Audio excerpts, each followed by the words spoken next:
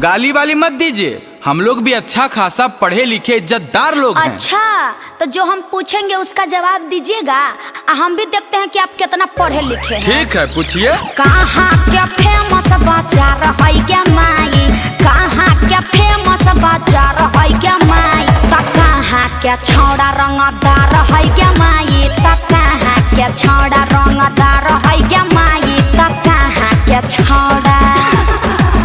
अच्छा, खूब हंसी आ रहा है। अब हमारा सुनिए। सुनाइए। कलकत्ता के फेमस बाजार है साली, कलकत्ता के फेमस बाजार है साली, नवादा के छौड़ा रंगदार है साली। अच्छा। नवादा के छौड़ा रंगदार है साली, नवादा के छौड़ा। अच्छा, हाँ, वो तो देखिए कि पता चल रहा है कि आप लोग कितना रंगदार है।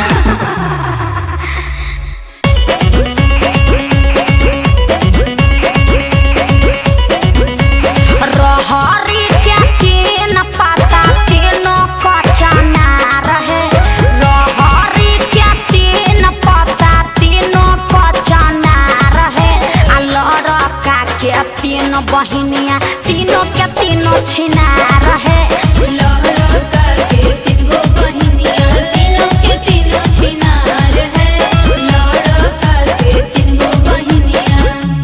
देखिए, बहिन उहिन पे मत जाइए। आप पे जाए का? अरे हमसे बात कर रहे हैं, हमसे पूछिए, क्या पूछना चाहते हैं पूछिए, हम जवाब दे रहे हैं ना साली जी। के कर बहिनिया छिना रहे गे माई, के कर बहिनिया छिना रहे गे माई, तो चुमा दे बेले तो यार है गे माई, तो चुमा दे बेले तो यार है गे माई, तो चुमा दे बेले।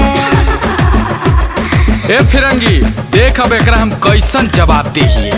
भौजिक बहिनिया छिना रे याराबा, भौजिक बहिनिया छिना रहे रे याराबा, त चुमा दे बेले त यार है रे याराबा, त चुमा दे बेले त यार है रे याराबा, त चुमा दे बेले।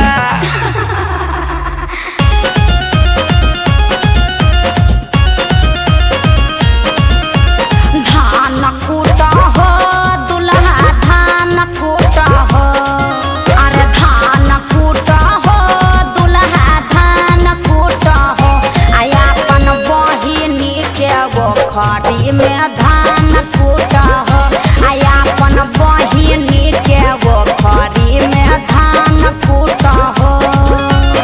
ए भैया के छोटकी साली, तारा जादे ओखरी में धान कुटवावे के मन बा का?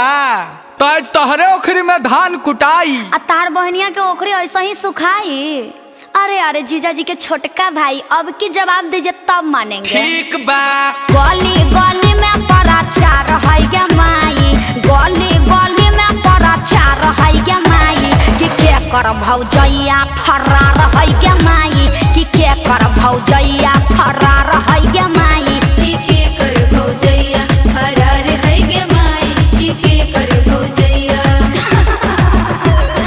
गली गली में प्रचार है रे याराबा, गली गली में प्रचार है रे याराबा, लड़किया के भौजैया फरार है रे याराबा, लड़किया के भौजैया